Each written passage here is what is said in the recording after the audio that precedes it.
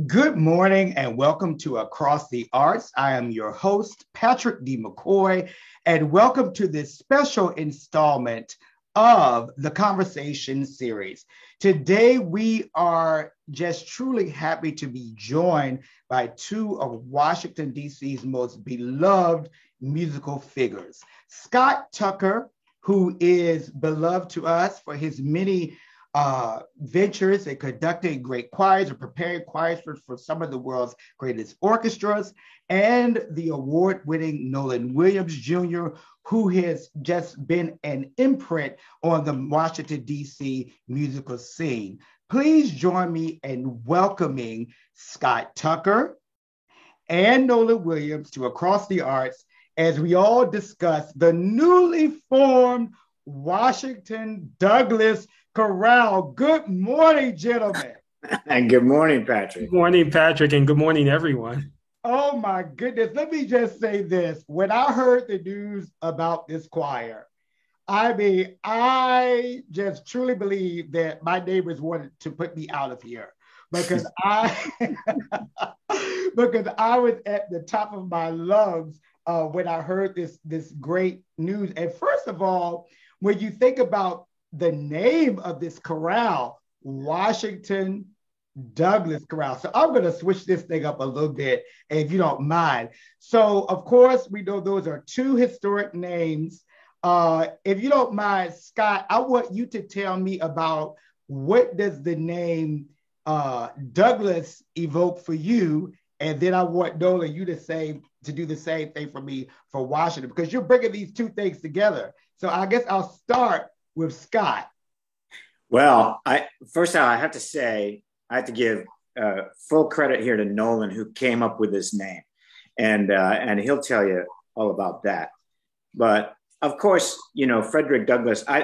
One thing you don't know is I was working behind the scenes for a while to try to get a peace commission by the National Symphony called the Douglas portrait. I wanted it to be a companion to the Lincoln portrait by Copland, and that unfortunately that unfurled, while we were negotiating that. But it's still something in my mind, that I'd love to see come to fruition. But when I was growing up, I grew up in a school system that was all white except for one family. And, and thankfully that one family was very active in the church, and we had all this interaction because they were involved in theater, and so was I, and all of that. But I grew up in a time and a place where even the history of Frederick Douglass wasn't really much addressed. And it wasn't until I was in my 20s and living in the city and, doing my own reading that I came across his autobiography, which I'm rereading now. And, it changed me a lot. So I think that for me, evoking that name, means something very special. Thank you so much, Nolan. Yeah. So, Scott, thank you for that. It's interesting. We've known each other for a while, but when we have moments like this, we learn even more about one another. Right. Yeah. The whole spirit of what this chorale is intended to be. When I think of the name Washington, of course, I think of George Washington as one of the early pioneers in terms of this experiment, this great American experiment. And certainly our first president and, a leader in his own right. I also think of the city. And I think of the city's history and its complicated journey from its founding as the nation's capital to its present day existence, and the notoriety that we have in one sense for being the nation's capital, but then the denial of rights that the citizens of Washington have, in as much as we are not a state.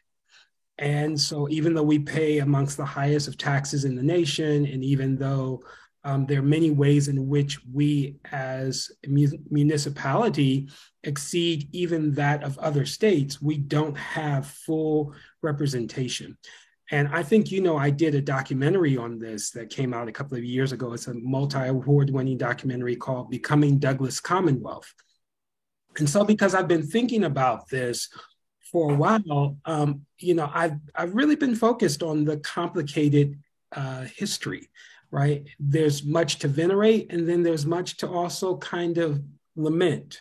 And somehow the name of Washington Douglass captures that complication, both that which is worthy of celebration, but also that which challenges us to recognize that there's still work to be done in order to provide full citizenship for the citizens of Washington, but also just in a broader sense, when we talk about becoming this more perfect union, like that is a process that is ongoing. And if we're not actively pursuing that, then we're leaving that up to chance. And we know that when you leave things up to chance, there's a likelihood that things will never be any better because there's no intentionality around making things better.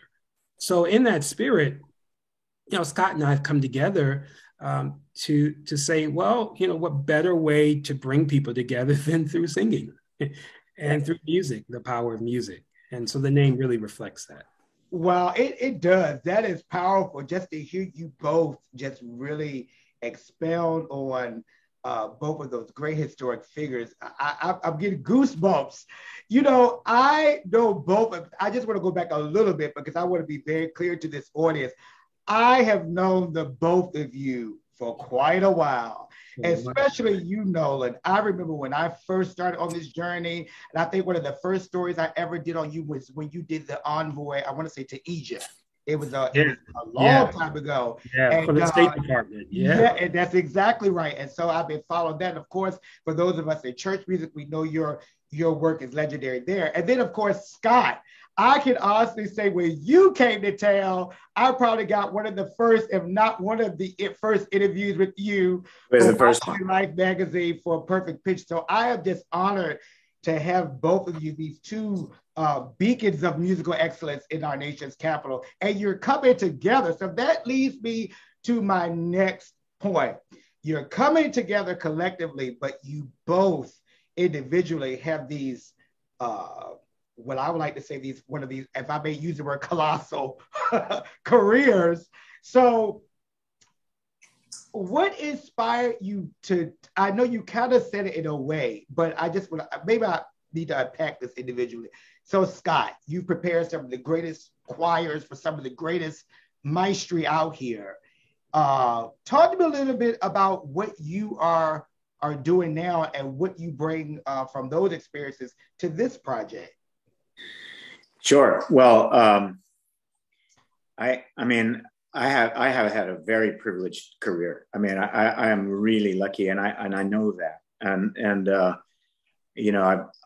As I said, as I retired from choral arts, I would have done this for free. I wouldn't have told them that at the time, but it's what a lucky life I've had. And so as a leaving choral arts, I know that, I've thought many times over my career, why is classical music so white? Why are symphonic choruses so majority white?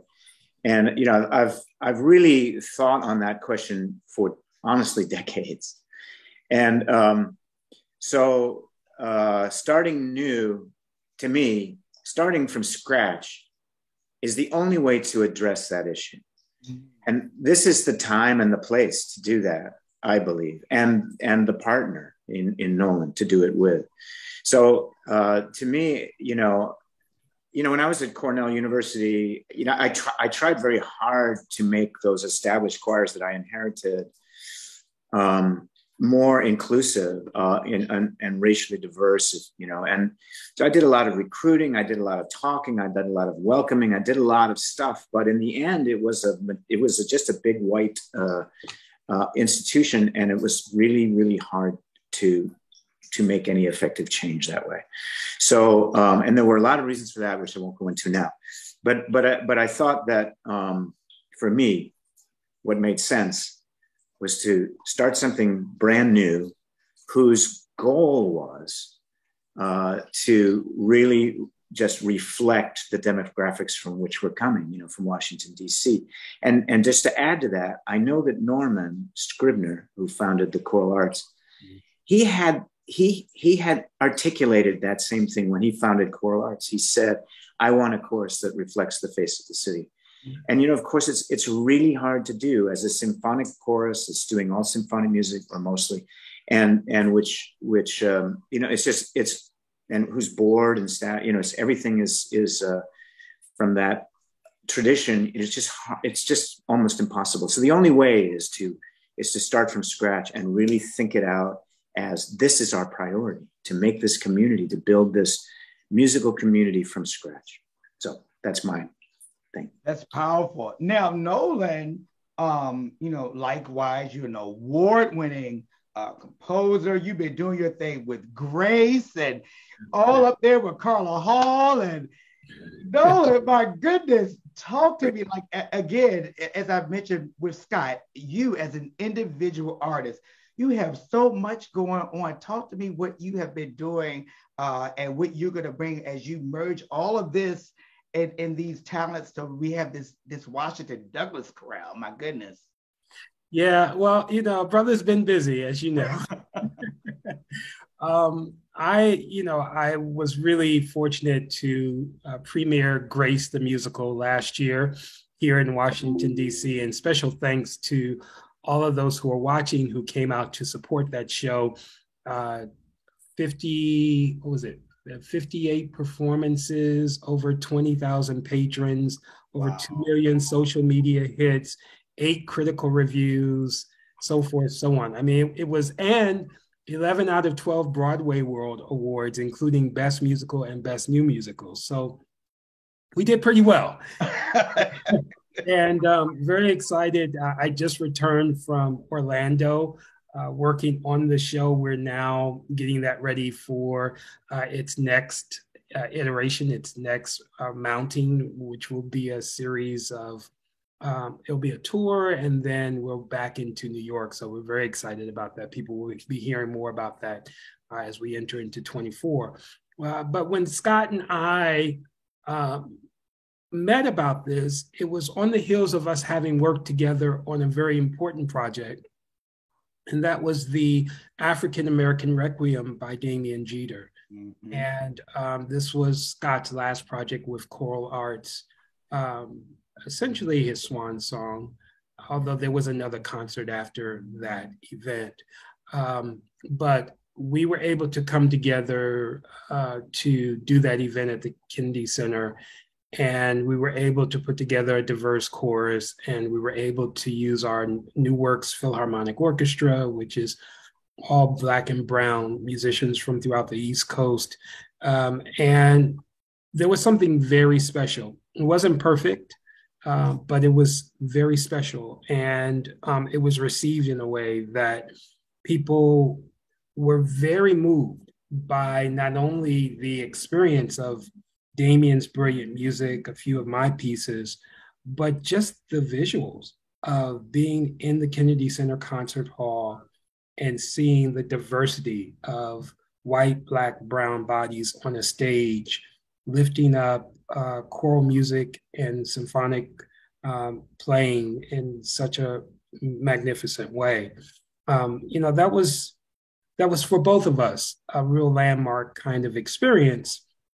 And so when Scott came to me to say, Nolan, I think this is something we should pursue a little further, it just made sense. It made sense because, in this great city of ours that has such a rich arts culture, there's so many amazing choirs here. So, to some extent, we don't need another choir for the sake of just having another choir.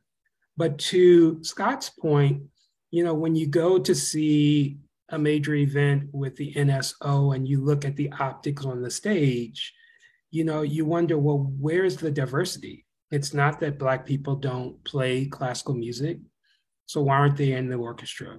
It's not that they don't sing classical music, so why aren't they in the choir? And so, that process, very often our institutions or our organizations that have long history, it's very harder to change or to steer those entrenched organizations in new directions. But we have the perfect opportunity here and now, in that we're creating this to say, it's important that we create a new choral aggregation that reflects the diversity, and not only the diversity of people, but the diversity of music traditions. That is not saying that the music by these white classical composers is more important than the spirituals, and the spirituals are not more important than this popular song or this inspirational song or this gospel song. It's like, if we just can bring all of these music traditions together on an even playing field and say good music is good music, right? And that there's a certain level of respect that is due to all of these forms, then that also is potentially groundbreaking. Now, here we are, the Washington Douglas Chorale. So I'm gonna ask a couple of questions and you guys can play off of each other, because the main thing, and we kind of covered this, we kind of talked about the inception and the kind of the genesis of the group. So we're kind of there. And you all, whoever wants to take this next question, talk to me about the goals for the season. What are some of the repertoire or your first concert? Well, I'm so excited about it, actually. One of the perks or benefits or side benefits that maybe I didn't quite expect was the excitement of programming with someone as great as Nolan, because programming, if you got any conductors out there, they'll feel this. Your programming is kind of a lonely and sometimes it's drudgery. Sometimes you're pouring through music. Some of it's bad. You're looking for things that, will really make a great program and stick them all together. It's just hard. It's kind of hard work and it's not always fun, but this has been fun, because we think of a piece, or I'll suggest a piece. This is a piece and here's the text. And Nolan will say, well, hey, this piece, deals with that same theme, just from a different angle. And then, and here's this poem, this actually fits really well with these two pieces and it really makes a story. And so, Nolan's a great storyteller. And I think that programs, he comes from the point of view of programs need to tell us, musical programs need to tell a story, and I believe that. And I think in my life, I haven't always succeeded at doing that. I'm like, this is a good flow, I will think, of music. This works. Yeah. This works because it brings us up and down, or whatever it is. And but text is so important, and story is so important. So for me, it's just been such a joy making this, especially this first program around Christmas, which will be the first weekend of December, the first Sunday. Wow, so you all heard it. The first concert of the debut of the Washington Douglas Chorale is the first Sunday in December. I think it's December 3rd. December 3rd. So there you have it. You heard it. Now, do we have a venue yet, or are we still working on a venue? We're working on it. We hope to have it. Well, you all make sure you all give me the exclusive so I can review. Oh, you got it. You got it. We're very far along in that conversation, so we hope in the coming weeks we'll be able to announce it. So good. So a little birdie told me about one that I'm excited if it happens. So I'm praying to all the music gods, and that's the venue. But anyway, we'll keep on pushing forward. So Nolan, so we talked about a little bit about the programming, but let me just go back for a second. Scott, you hit an important thing when you mentioned that whole notion of programming, because that is something that even in our school music programs, they don't teach how to program. They just say, okay, we're going to do all the early music or whatever here, and we're going to do this here, and think people are going to be satisfied. So I'm glad you brought that up. Nolan, I would have probably talked to you about auditions, because you all are in the midst of, I'm sure, your second round of auditions, if I'm not mistaken. You have them coming up. But I want to mention this specifically for you, because I have known your history for having auditions all over the city for different things, and you can pull the people together. Talk about your audition process for Washington Douglas. Yeah, so listen, anyone who's interested, you can go to washingtondouglaschorale.org and fill out an audition form. We're having auditions every weekend this month. It's amazing. We're like literally auditioning on Fridays, Saturdays, and Sundays for the rest of the month. So you can imagine, the time commitment that is for Scott and I, but we're happy to do it. Listen, it's really about finding great voices, but more importantly, great spirits. So we're interested, of course, in folk who have some, reading skills. You don't have to be the master reader, who have good ears. And it helps if you have some kind of experience with other choirs. But we're also just looking for folk who will buy into the larger vision of what we're trying to do and what we're trying to create. Because, the challenge is, once you make this commitment to diversity, it means in the same rehearsal, we could be doing everything from, Brahms to Ellington and anything in between. And so you've got to be able to turn on a dime. You've got to be versatile enough to sing confidently in multiple forms. And so we're looking for folk who will buy into that mission of what we're doing. And so far, we've had good turnout. A lot of folk are lined up for the remainder of the month, but we still have open slots. And so anyone who's interested, we invite you to go to washingtondouglaschorale.org now. Go ahead, fill out the form, and register for an audition. We promise, it won't be so bad, So I just got a question about age. Do you all welcome like high school students? Do you have We did, we did. I mean, not to give anything away, but we did hear this amazing high school student. Recently. Yeah. And as she's going out the door, I said, just if I can ask you, she said, how old are you?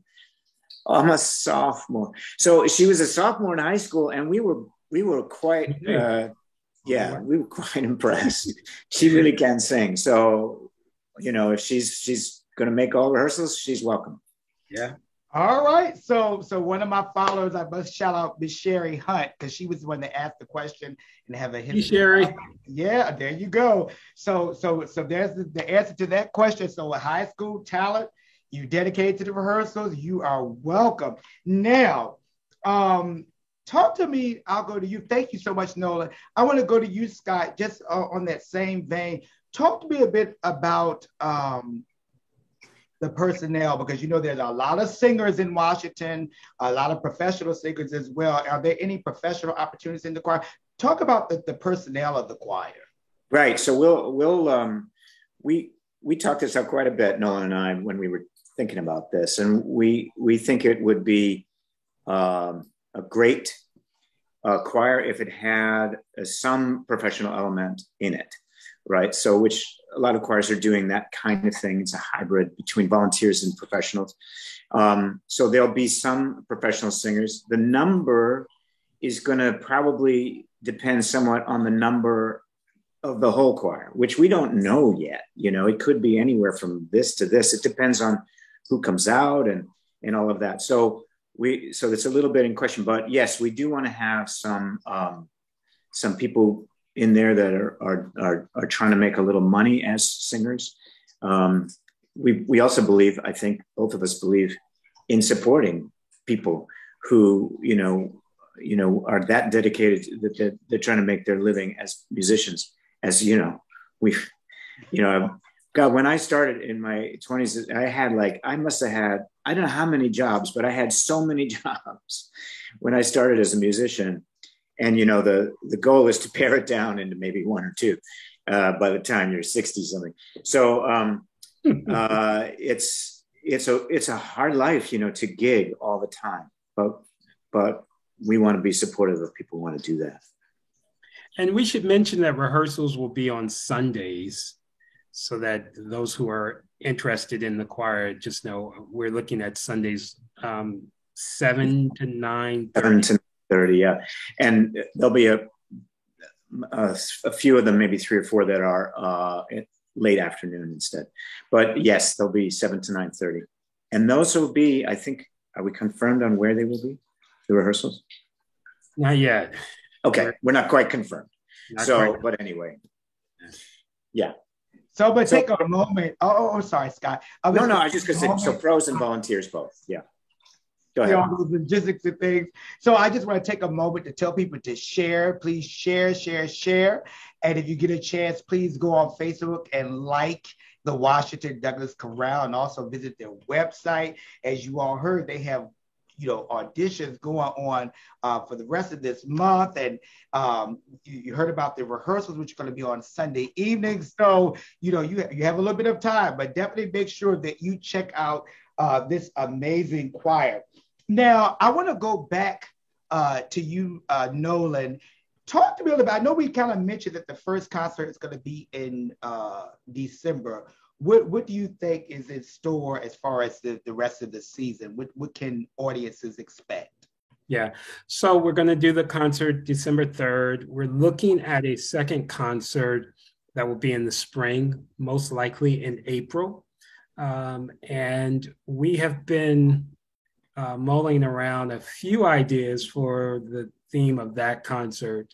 So stay tuned for that as well. But yeah, we're looking at 2 concerts then for this first season. And then as we move into our second season, the goal will be to do 3 concerts. And Nola, while I have you, I want to go back to something that you kind of were discussing that was really inspired by Scott's previous concert in terms of the diversity of the whole experience. Because when you ask the question, like, why don't you see more Blacks, like, particularly like in the orchestra or the symphonic choir, I immediately went to the aspect of the church and the role that the church has. Because as you know, when you go to your big metropolitan cities like New York City, which I just got back from, or Chicago, Atlanta, the concert hall is the church.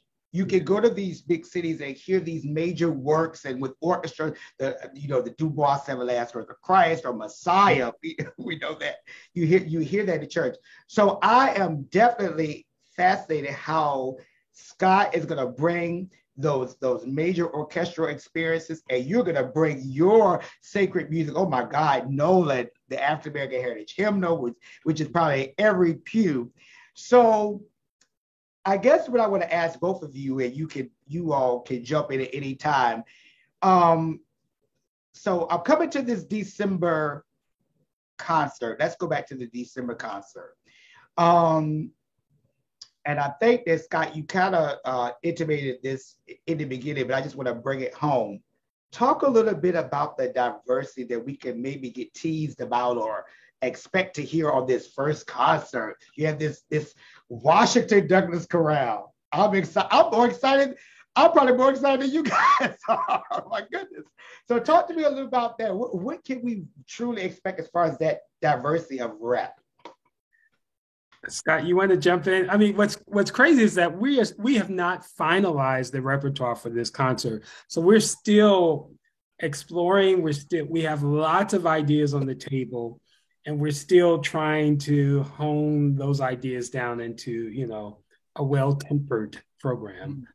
Yeah, Scott, what you got, man? I mean, I don't want to mention any particular pieces just because, like I said to Nolan, what happens to me sometimes when I'm programming by myself is that I'll find some great piece and I want to do that piece very much. And so I'll program a whole program around it.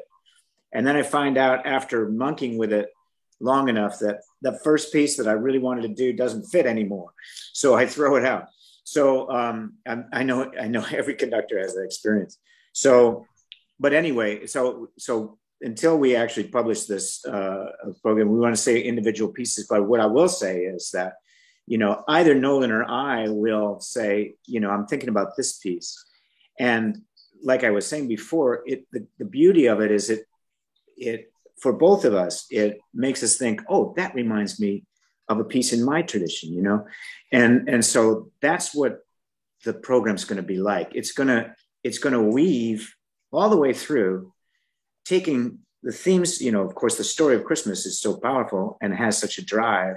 We're going to take that story and we're going to tell it from basically the two traditions that we grew up in, back and forth, and say, and the thing that will do is it validates, right, each tradition. Yeah. I mean, of course, the European tradition is highly validated. It doesn't need any more. But it is to say that, that these musical expressions, they are equally valid, and not only valid, but they come from a deep place, they all do. And this is the story they tell. And so people who don't listen to, jazz inspired spiritual music or whatever, or people who don't listen to European masters, they're going to hear that stuff in context of what they do love. And so, and I think we're going to bring people in to new forms that, new ways of listening to music that they hadn't before. Like Nolan just said, great music is great music. Mm-hmm. I've always believed that. And it has, and there's no great genre. There's just great music, and that's part of what we're saying here. Nolan, you want to add to that? Yeah, the one thing I would add is that we're also looking at composers and arrangers that aren't always featured in this kind of a context. So we've been in conversation with a number of names. Musicians whose names, if I were to share, you would be like, oh, wow, that's exciting. To say, hey, what do you have around this? Or what do you have centered around this theme? Or, and so some of the melding of traditions is also really as simple as this European composer next to this African-American arranger, right? And even if that African-American arrangement is classically influenced or more choral in nature, it still represents diversity because we all bring the richness of our experience, right, to what we create. And so that's also very exciting, the idea of having choral works, even that hint or sit in a more classical vein, that are infused with African-American culture and musical traditions as well. I'm glad you mentioned kind of the pairing of music. And what I mean by that is I must give a shout out to Dr. Eugene Rogers in the Washington Chorus, because he just recently did that. The first half of the program was a work by Undine Smith Moore called Scenes from the Life of a Martyr, which is her major oratorio based on the life of Martin Luther King. But then on the second half of that same program, they did the Requiem of Maurice Duruflé.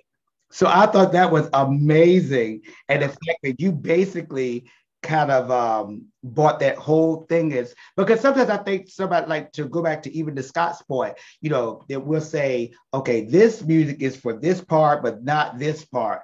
But now you're giving them equal footing. This is a masterwork. This is a masterwork. They just happen to be coming from two different backgrounds. So I thank you for that, Nolan. So as we're about to, I guess, wrap up, I almost want to just hold you all here all day to talk about this Washington Douglas chorale, because I'm so excited about it. The fact that, I know I really didn't elaborate on your bios, but I'm going to stop here and also say, please go to WashingtonDouglasCorral.org, where you can visit the whole scope of the organization and read these full bios of these just exemplary musicians. So again, I'm just so excited. So just in closing our time together, I want to mention this because I think, Nola, you actually sort of mentioned this, and you can correct me if I'm wrong. Washington, we have a whole bunch of choirs. It is referred to as, the capital, for choirs. And I'm going to be honest, I'm going to say something. I'm not trying to start anything.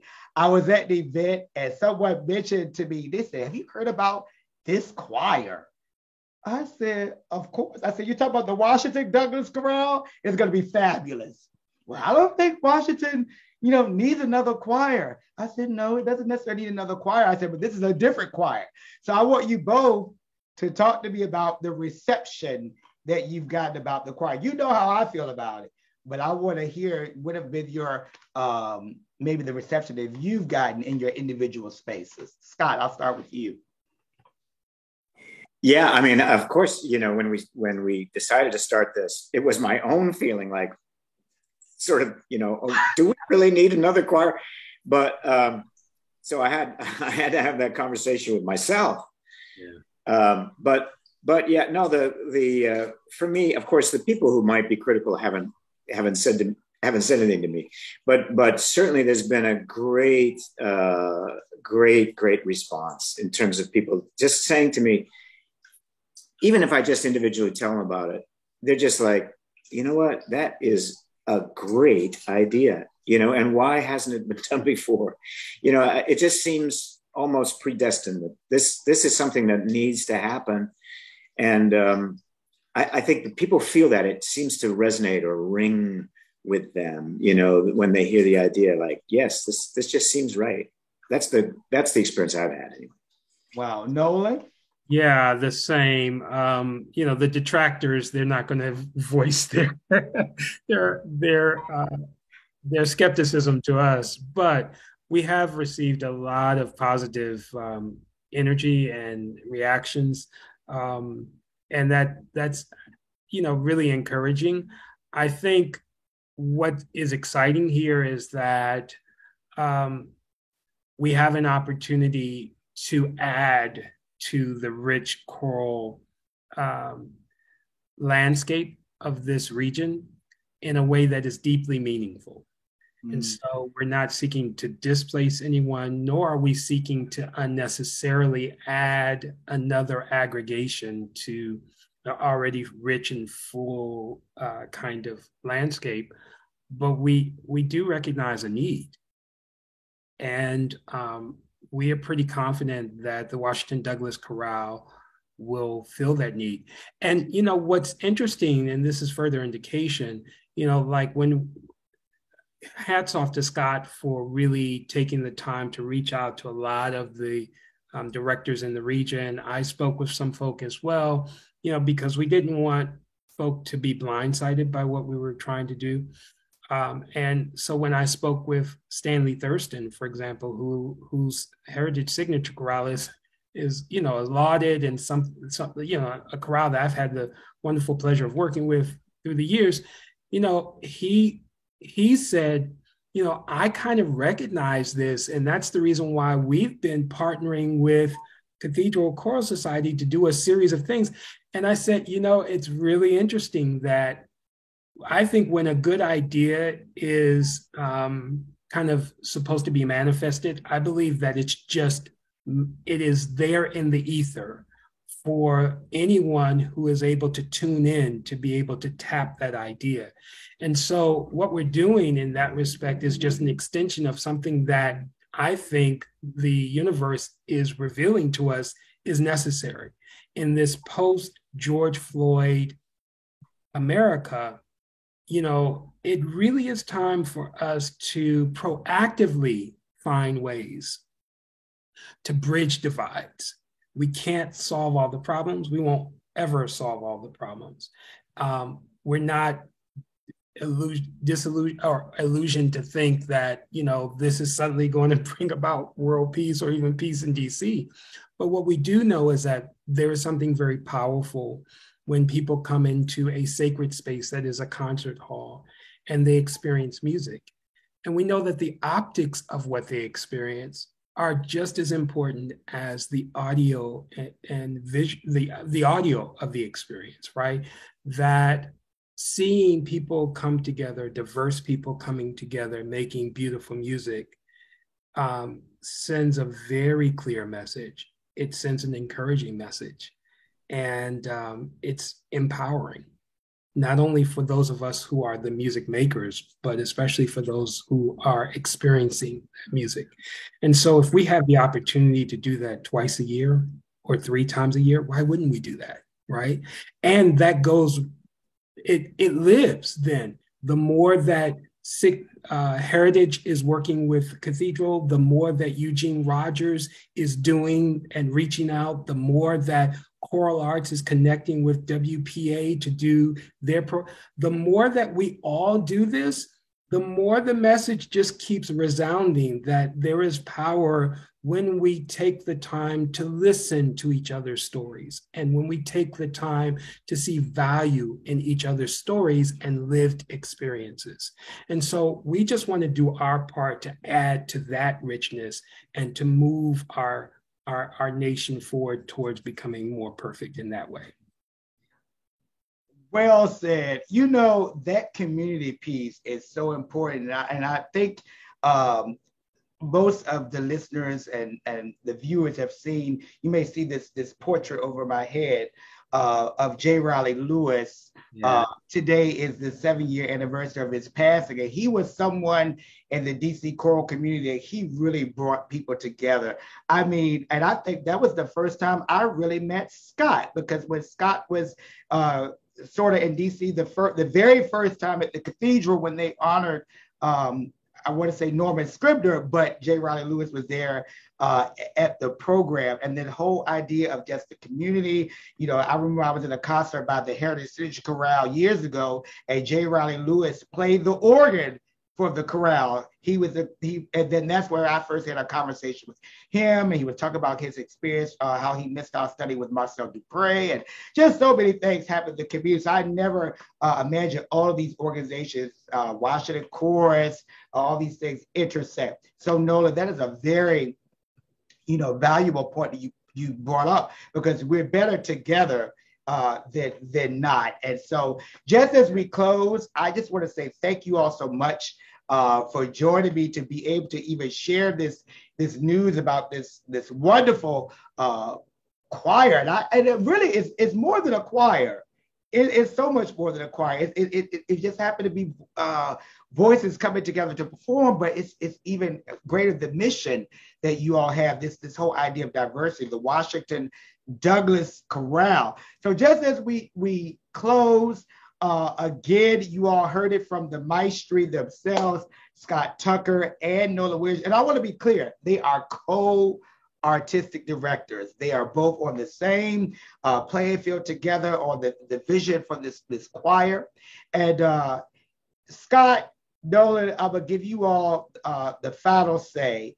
What would you want the listeners to take away from this great project, if you will? And we'll start with Scott. Yeah, I mean, I think Nola and I have talked a lot about this, and I mean, I think what we've said to each other is that we want people to come away feeling like, no matter what our differences in culture or race or whatever, that we are coming together just with our voices to express our common humanity. And that is the power of what we're trying to do. It's not a choir where we're trying to show off. It's a choir where we're trying to say, hey, look, this is who we are. We're all human beings, and the voice is the most intimate music instrument there is, and we're using that to express it. We're all human together. That's it. Amazing. Nolan? Yeah, that's beautiful. Scott, thank you for that. Our common humanity. I really can't say it any better than what you just said, Scott. I do want to say a couple of things. One, Patrick, Scott and I owe you a debt of gratitude for, your support, your enthusiasm about this effort, this mission. Thank you, dude, for all that you have done and for providing this platform for us even today. And we're so grateful, dude. Thank you. And I just want to also just say that, Scott, it's just such an honor, man, to be on this journey with you. And it's, we don't know what the future holds, but we know what we know what we feel in our hearts, and we know our heart's intention in doing this. And I just believe that God has a way of always honoring that which comes from purity of heart. And so we're excited. And we want those who are, touched by this conversation, you feel like, oh, there's something that's, special about that. Take the time to fill out a form, come see us. Let's see, if this might be an opportunity for us to walk this road together, to add something meaningful to an already rich choral landscape. Thank you for even considering that. And again, thank you, Patrick, so much, man. Thank you, guys. It's an honor. And I just must, before we close, I want to go back to what I said earlier. I mean, I know you both. It's like I'm sitting here, and I should say like it is. I'm sitting here with friends. and two musical figures that I have been able to be on this journey even beyond now. So I'm so thankful and honored that you allowed Across the Arts to share this story. Again, you've been hearing from the co-artistic directors of the newly formed Washington Douglas Chorale under the direction of Scott Tucker and Nolan Williams Jr. They are having auditions. You heard it all this month. So go to the website, WashingtonDouglasChorale.org, where you can fill out the audition form and set up your time to sing in this great chorale. So again, I am Patrick D. McCoy. You have been listening and watching Across the Arts. We're just back from New York City. I must share that while I'm here. Well, a couple of things. Because Nola, you mentioned Cathedral Choral Arts Society. A few weeks ago, I had the amazing privilege to be with the Cathedral Choral Society, and also the Heritage Chorale, as they illumined works by Black composers with full orchestra, and they featured the music of Adolphus Hailstork. I had the opportunity to interview Dr. Hailstork live, and the reason I mentioned that was Across the Arts' first live interview at the Washington National Cathedral post-pandemic. So that was pretty exciting. And then just last week, I was with the Heritage Chorale at their 23rd anniversary concert under the direction of Stanley J. Thurston. So all these connections, and I love the fact that what you both basically expressed, that you're not trying to take away from anybody. It's a big table. There's enough for us all to eat at this one banquet that we call music. So again, I am indeed honored to share this story with you. I hope that you all will like the Washington Douglas Chorale on Facebook, and also like Across the Arts with Patrick D. McCoy on Facebook. And of course, we are just looking forward to all these audition forms that are going to come in from the Washington Douglas Chorale. So again, please visit the website, WashingtonDouglasChorale.org. Again, this has been Patrick D. McCoy, Across the Arts, as a part of The Conversation series with Scott Tucker and Nolan Williams, the co-artistic directors of the Washington Douglas Chorale. We are excited for you both. We're excited for this choir. And the first weekend in December is going to be epic. So everybody get on board. And before we go, I do want to shout out, because you have people here on. So I want to make sure that I give some shout outs. I see Dr. Antonio Hunt, who is on with us. Yeah. Hey, Doctor. I see Sherry Hunt, who I mentioned earlier, who's a big supporter of Across the Arts. And if you have never heard this powerhouse voice, you need to go on YouTube and Google Sherry Hunt. I see Professor Dewala Simmons Burke, Winston-Salem. Oh, wow, Professor. Yeah, you have the people on here. My dear friend from New York City, Robert McRae. I see a couple of people, Brandon Garner, Greg Watkins, just at the Cathedral, soprano Naguanda Nobles. Stephen Baudon, former executive director of the Washington Chorus. Charlotte Cameron, big supporter of Washington Performing Arts. Listen, if you got these people on here or what is this, Friday morning, just imagine the people are going to respond to your audition form. So I am again excited. Again, this has been Across the Arts with Patrick D. McCoy. I hope that you will continue to follow our shows, and we have some things in store. But again, Scott, Nolan, thank you both so much for being with us today. Thank you, Patrick, so much. Hold on just for a brief second.